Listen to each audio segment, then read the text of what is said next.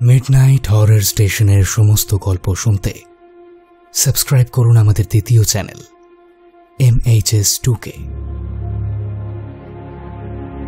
একটা দুটো স্বপ্ন ঝলক মাথার ভিতর, পাশ ফিরে শুই, রাশি রাশি পরাগ কেমন হাওয়ায় ওড়ে। ভুলতে থাকি জীবনব্যাপী সব অভিমান, সব অভিযোগ। জীবন যেন বাঁচতে শেখায় হঠাৎ ভোরে। জীবন বড় অদ্ভুত। হাজার না পাওয়ার মাঝে তাড়া তাড়া মন খারাপের ফাঁকে কখন যে সেঁধিয়ে যায় প্রাপ্তির পাতাগুলো আমরা বুঝতেও পারি না। জীবন প্রান্তে এসে যখন হিসেব কষতে বসি দেখি প্রাপ্তির পাল্লাই ভারী। আজ শুনবেন এমন এক জীবনের গল্প, বেঁচে থাকার গল্প, বেড়ে ওঠার গল্প। যদি লেখো রঙিন গল্প প্রতিযোগিতায় পঞ্চম স্থানে জায়গা করে নেওয়া কাহিনী নুরানি। শুনতে থাকুন অন্বেষা রায়ের কলমে নুরানি।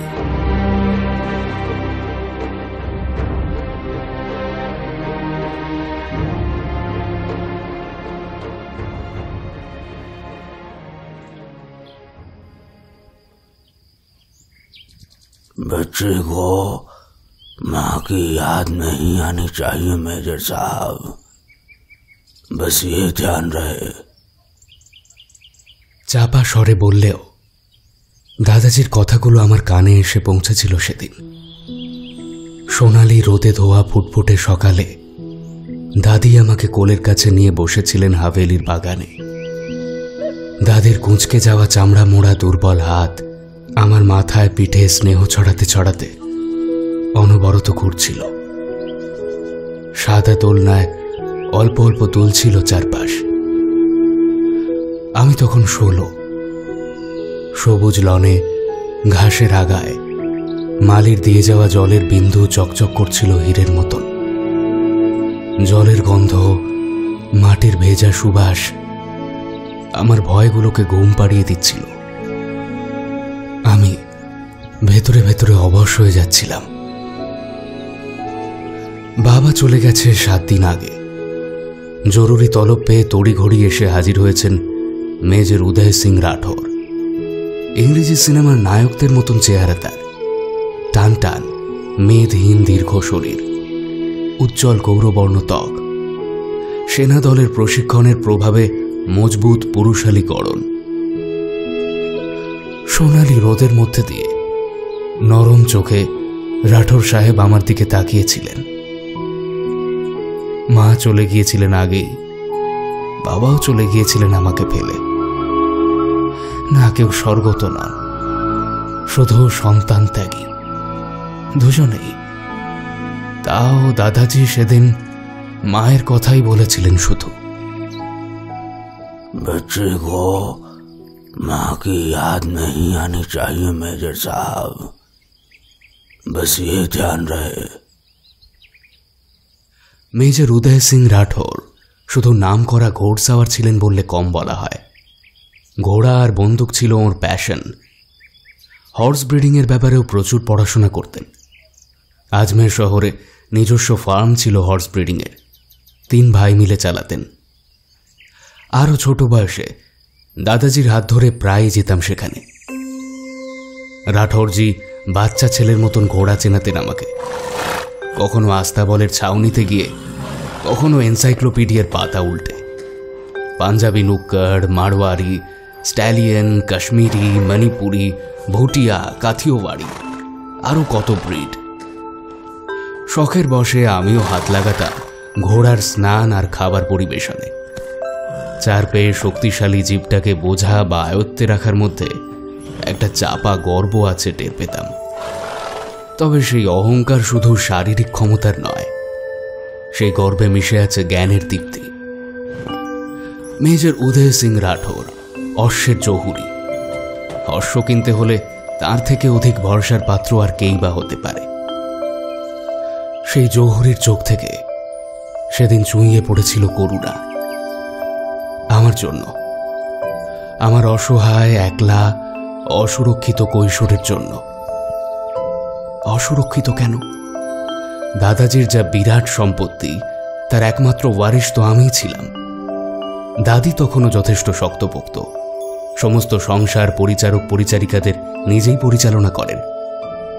তাহলে নিরাপত্তার অভাব কিসের?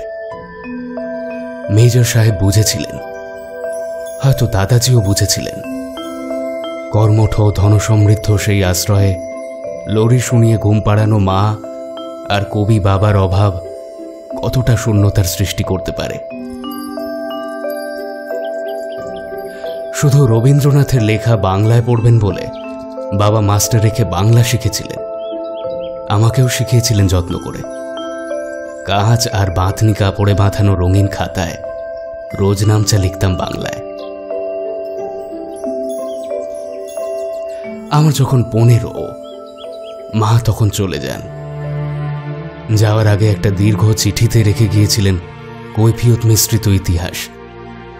মায়ের অমতে প্রায় বালিকা বয়সে বিয়ে দেওয়া, লেখাপড়া বন্ধ হওয়া, শ্বশুর বাড়ির 1000টা নিয়ম, পর্দা প্রথা ইত্যাদি। ঝকঝকে হস্তাক্ষরে লেখা গোটা গোটা হরফগুলো মায়ের কণ্ঠে আমার কানে কানে বলেছিল, আমার জন্মটাও তার ইচ্ছাধীন ছিল না। প্রবল শৈত্য আছড়ে পড়েছিল সেদিন। বালিশে বুক চেপে কাটিয়ে দিয়েছিলাম সারা রাত। 15 বছর বয়স। নিজের শরীরই অচেনা লাগছে নিজের কাছে। সমুদ্র উত্তাল করে জেগে উঠছে পর্বতমালা। আমার কাঁধ চওড়া হচ্ছে, দৈর্ঘ্য বৃদ্ধি পাচ্ছে। গালের লালচে সফেদ কোমলতা বিদীর্ণ করে অঙ্কুরিত হচ্ছে ঘাসের মতন নরম দাড়ি। বাহু জঙ্ঘা উরু হয়ে উঠছে পেশিবহুল। সেই সময় এক পুরুষ সঙ্গীর হাত ধরে মায়ের চলে যাওয়াটা দলা পাকানো কাগজের মতন দুমড়ে মুচড়ে দিয়েছিল আমার সমস্ত সত্তাকে।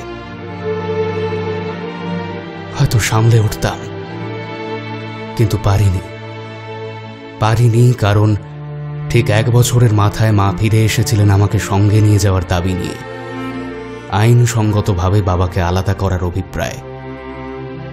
বাবা নির্বিবাদে সই করে দিয়েছিলেন বিবাহ বিচ্ছেদের কাগজে। আমাকে জিজ্ঞাসা করেছিলেন আমার মতামত। 1.5 মানুষ উঁচু লোহার বিরাট গেটের বাইরে দাঁড়িয়ে থাকা কালো গাড়ির ভেতর মানুষটাকে দেখে মাথা নামিয়েছিলাম আমি। শক্ত চোয়াল, শ্যামলা গাল, রোদ চশমায় ঢাকা চোখ। বাবা আবার প্রশ্ন করেছিলেন, কার কাছে থাকতে চাই জানতে চেয়ে। আমি নিঃশব্দে গিয়ে দাঁড়িয়েছিলাম দাদাজির পিছনে। অর্থনৈতিক আর পরিচিতের সুরক্ষা বলয়। মা কিছু বলেননি আর। বাবা দীর্ঘ একটি শ্বাস ফেলে চুপ করে গিয়েছিলেন। এই ঘটনার কয়েক মাস পরেই গৃহত্যাগী হয়েছিলেন বাবা। চিঠিতে জানিয়েছিলেন একমাত্র ছেলের দায়িত্ব দাদাজি আর দাদির হাতে দিয়ে সন্ন্যাস নিলেন তিনি। ধাক্কাটা সামলে উঠতে না উঠতে মেজর উদয় সিং রাঠোরকে তলব করেছিলেন দাদাজি। बच्चे को माँ की याद नहीं आनी चाहिए मेजर साहब, बस ये ध्यान रहे।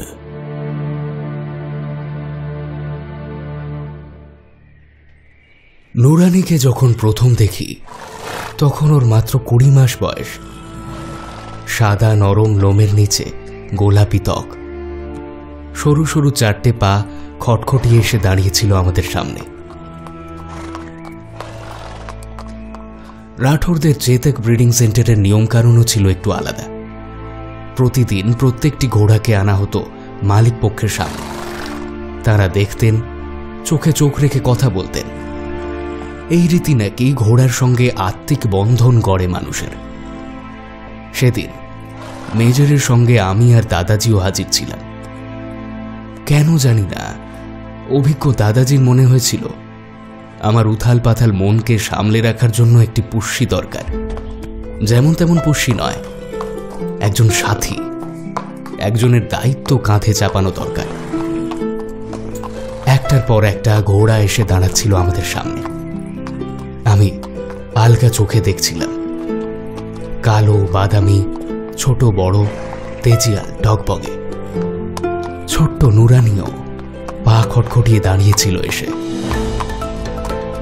प्योर मरवाड़ी घोड़ी है सर, अपने अमन बेटे के लिए एकदम परफेक्ट। কেমন একটা ঘোর লাগা আবেশে এগিয়ে গিয়েছিলাম আমি। নুরানিও মুখ তুলে সরাসরি তাকিয়েছিল আমার দিকে। ওর কাচের মতো ঝকঝকে চোখের আয়নায় আমি প্রথমবার মন দিয়ে দেখেছিলাম নিজের পাংশু মলিন ষোড়শ মুখাবয়ব। ওর নিষ্পাপ দৃষ্টিতে ধরা পড়ে যাচ্ছিল নিজের সমস্ত দুঃখ, অভিমান, যন্ত্রণা আর অপমানবোধ। কোনো জানোয়ার নয়, ও যেন আমার খটখটে ঊষর জীবনে ঈশ্বরের দূত। ও তাকিয়েই ছিল। আমি সেই অদ্ভুত দৈবিক আবেশের মধ্যে দুই হাতে ওর চোয়াল দুটো চেপে মাথা ঠেকিয়েছিলাম কপালে। নুরানিও বাধা দেয়নি, নিঃশব্দে কপাল নামিয়ে স্বীকার করে নিয়েছিল আমার সক্ষম। ওর গরম শ্বাস আছড়ে পড়ছিল আমার ফর্সা চ্যাটালো বুকে। আমার নোনতা অশ্রু মাখামাখি হয়ে যাচ্ছিল ওর শুভ্র রোমে। আমরা দুজনের সঙ্গে জুড়ে যাচ্ছিলাম যেন। দরাদরির কোনো প্রশ্নই ছিল না। দাদাজি আগেই ঘোষণা করে রেখেছিলেন, पैसों की चिंता मत कीजिएगा।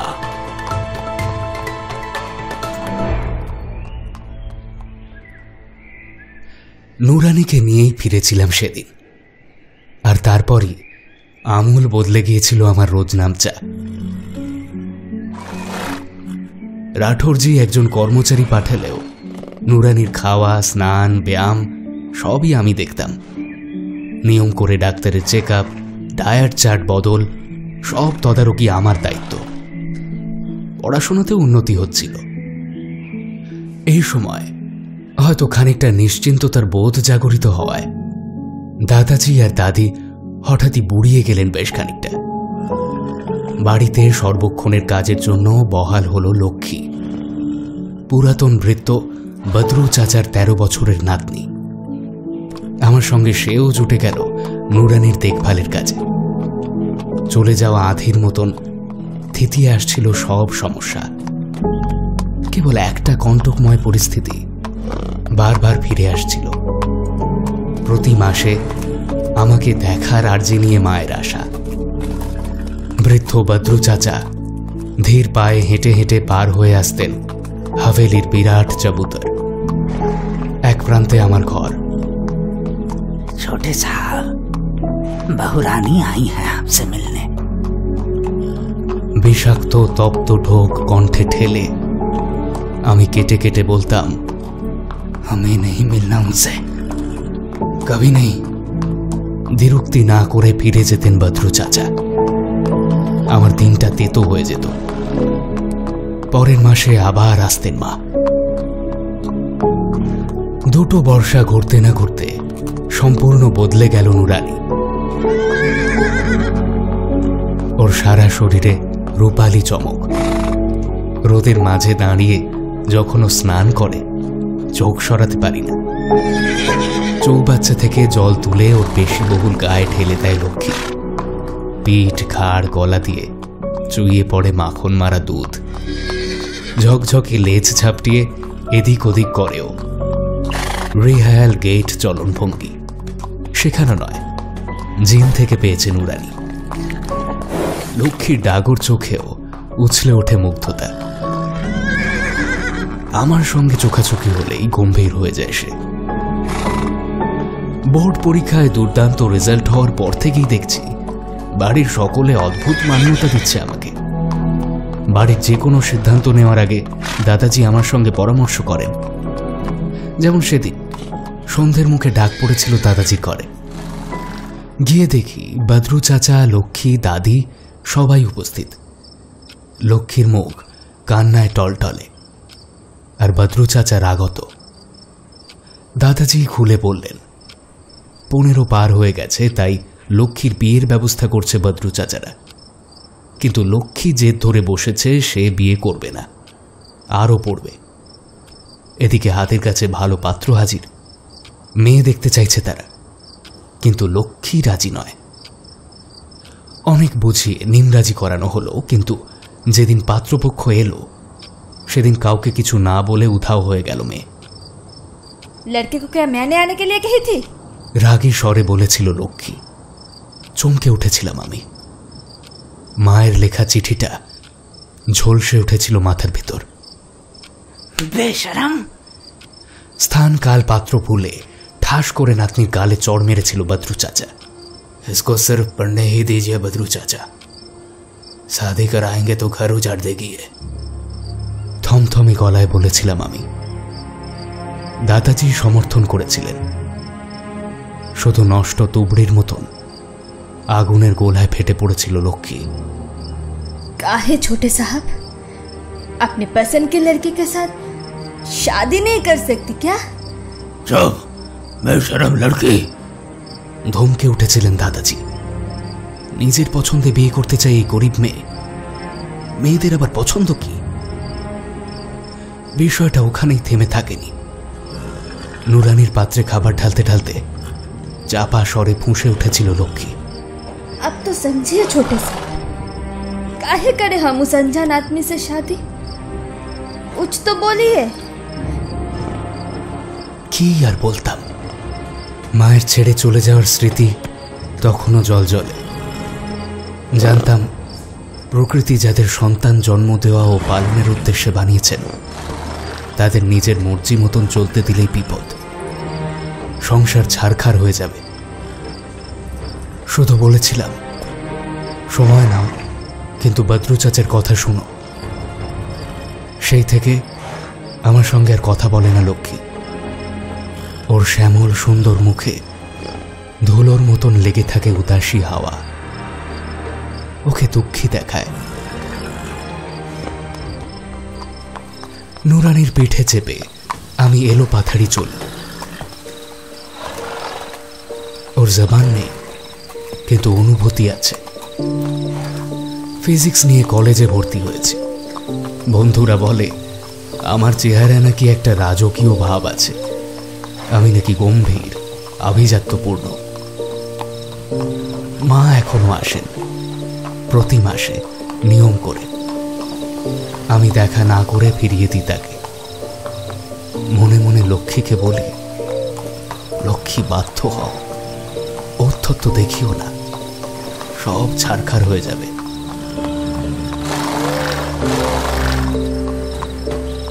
এক বিকেলে ভ্রমণ সেরে ফিরেছি, দেখি মেজর উদয় সিং রাঠোর বসে আছেন।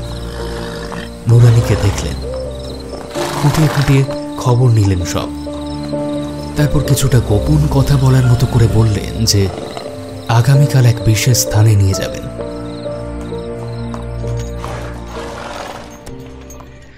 জায়গাটা পাঁচিল দিয়ে ঘেরা হলেও মাঠের মতন দেখতে। প্রচুর অশ্ব আর অশ্ব মালিকের জমায়েত। মেজর সাহেব একটু অস্বচ্ছন্দ যেন, তবুও স্বভাবজাত স্মার্টনেস বজায় রেখে বললেন, अमन बेटा, डू यू नो কেন নুরানি আর 5টা ঘোড়ার থেকে আলাদা? Because she has got nice genes. Major থামলেন, বললেন, যদি চাই নুরানির শারীরিক বৈশিষ্ট্যগুলো বজায় থাকুক তাহলে ওর গর্ভে বীজ দিতে হবে। নুরানিকে একটি পুরুষ ঘোড়ার সঙ্গে মিলিত হতে দিতে হবে। আপত্তির কোনো কারণই নেই। আমি নুরানিকে নিয়ে এলাম। মিলনের কাজ শুরু হয়ে গেছে জায়গায় জায়গায়। মাদি ঘোড়াকে সামনে এনে পুরুষ ঘোড়াটিকে উত্তেজিত করার চেষ্টা চলছে। পুরুষ ঘোড়াটি মিলনোন্মুখ হলেই নারীকে টেনে আনা হচ্ছে পুরুষটির সামনে। নেহাতি জৈবিক ক্রিয়া। নুরানির জন্য মেজর নিজে বেছে একটি কালো জোয়ান পুরুষ অশ্ব নিয়ে এলেন। কিন্তু নুরানি কেন কে জানে আমার পাশ থেকে নড়ল না। লোকটি বহু চেষ্টা করেও টেনে নিয়ে যেতে পারল না নুরানিকে। শেষে মেজর আমাকে ইশারা করলেন। লোকটি দেখিয়ে দিল কিভাবে নুরানির ল্যাজ সরিয়ে যৌনাঙ্গ দেখাতে হবে পুরুষ অশ্বটিকে। আমার হাত কেঁপে গেল, পাথরের মতো দাঁড়িয়ে রইলাম। লোকটি তাগাদা দিল, अरे क्या साहब, जल्दी कीजिए, घोड़ी दिखाइए। পারলাম না। বেজবান নুরানি চিৎকার করে বলল, लड़के को मैंने आने के लिए कही थी। আমি চমকে উঠলাম, তাকালাম ওর দিকে। কাচের চোখ, মাটির দিকে স্থির, আমার থেকে মুখ ফেরানো। মাথাটা গুলিয়ে গেল। মেজরকে গিয়ে বললাম আমার প্রস্তাব। ওনাকে বিভ্রান্ত দেখালো, তারপর রাজি হলেন। পরের 3 দিন মেজরের ফার্মে রাখা হলো নুরানিকে। মিলেমিশে এক বাদামি মারোয়ারি মাদাকে সঙ্গী হিসেবে বেছে নিয়েছে সে। মেজর বললেন, থাকুক এখানে কিছুদিন, তারপরে নিয়ে এলেই হবে।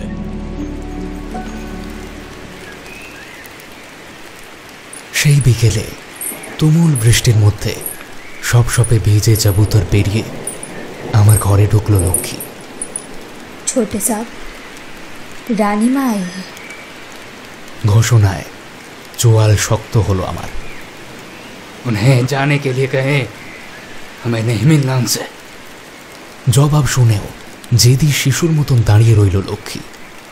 আমি তীব্র দৃষ্টিতে ওকে ধমকাতে গিয়ে স্থির হয়ে গেলাম।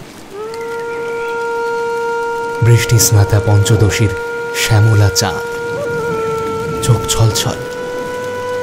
মুহূর্তের দুর্বলতা সামলে নিয়ে নরম স্বরে বললাম, उन्हें जाने के लिए कहें, हमें नहीं मिलना उनसे। লক্ষ্মী বেপরোয়া ভাবে ফিসফিস করে উঠল, काहे छोटे साहब, आपको प्यार समझ में नहीं आती? দূরে সশব্দে বাজ পড়ল কোথাও।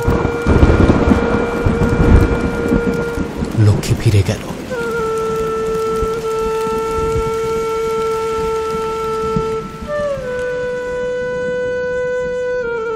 নুরানির এই অবস্থায় পুরো দায়িত্ব নেওয়ার সাহস আমার হলো না। মেজর এক বিশ্বস্ত কর্মীকে পাঠালেন। ওর প্রতি মায়া, যত্ন আর ওর থেকে সংকোচ দুটোই যেন বেড়ে গেল। অবসর সময় নুরানির পেটে হাত বুলিয়ে দিতাম। ডাক্তারের পরামর্শ মেনে খাবার গুছিয়ে দিত লক্ষ্মী।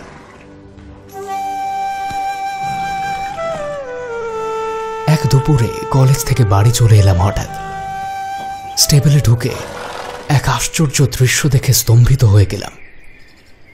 2 হাতে নুরানির চোয়াল ধরে কপালে মাথা ঠেকিয়ে আকুল হয়ে কাঁদছে লক্ষ্মী।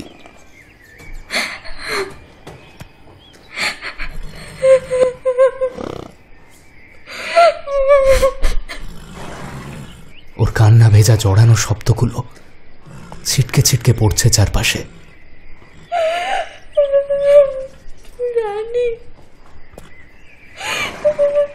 नूरानी, तुम समझाओगा छोटे साहब को? तुम समझाओ ना नूरानी कि हम उनको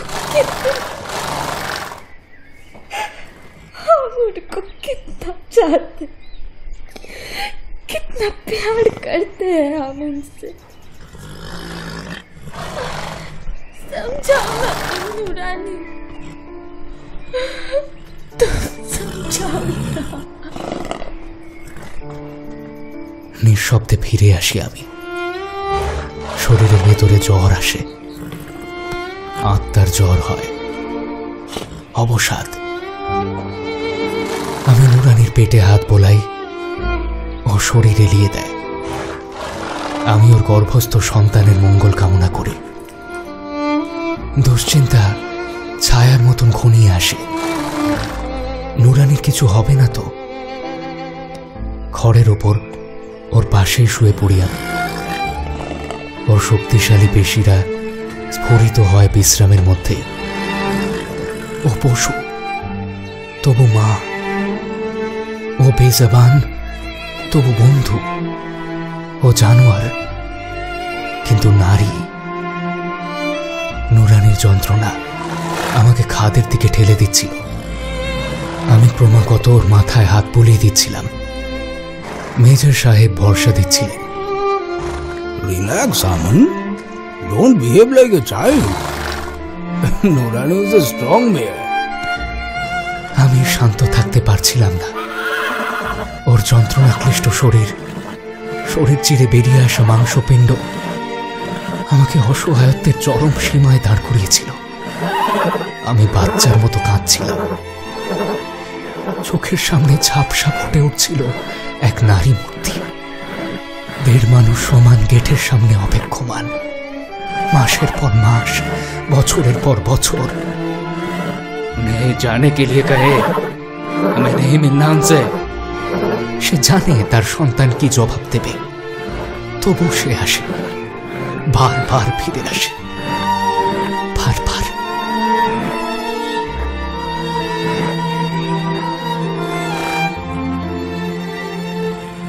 Hey, new Willy. Aman beta. কতক্ষণ জানি না, মেজারের উল্লাস ধ্বনিতে চমক ভেঙেছিল। কন্যা, আরেকটি ক্ষুদ্র শরীরে নতুন করে জন্ম নিয়েছে নুরানি। আমি ওর শ্রান্ত কপালে গভীরভাবে চুমু খাই। সদ্যজাত সন্তানকে আদর করতে থাকে নুরানি। আমি ওর কেশরে হাত বোলাতে বোলাতে স্মরণ করি মাকে। 10 বছর পর রনের দ্রুত শীতল হয়ে আসা বালিতে ছুটতে থাকে নুরানি। ওর পিঠে বসানো স্যাডেলে চেপে বসি আমি। অনেকটা পথ পেরিয়ে এসছি আমরা দুজন, আরো অনেকটা চলা বাকি। লক্ষ্মীর আর আমার বিয়েটা প্রথমে না মানলেও পরে খানিকটা বাধ্য হয়ে মেনে নিয়েছেন দাদাজি। মা হাভেলিতে ফিরে আসেননি, কিন্তু নিজের দরজা চিরকালের মতো আজও খুলে রেখেছেন আমার জন্য। শর্মা আঙ্কেল সম্পর্কে স্টেপ ফাদার হলেও ব্যবহারে বন্ধুর মতো সজ্জন ব্যক্তি।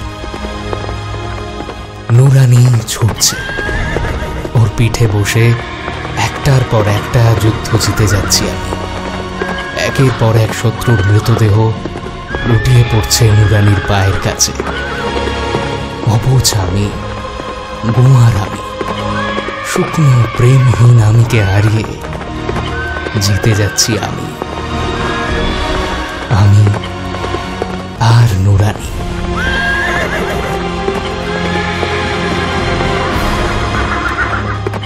আজ গল্প পাঠে ছিলাম আমি তমাল। লক্ষ্মী ও নুরানির চরিত্রে আমার সঙ্গে ছিল দিগন্তিকা।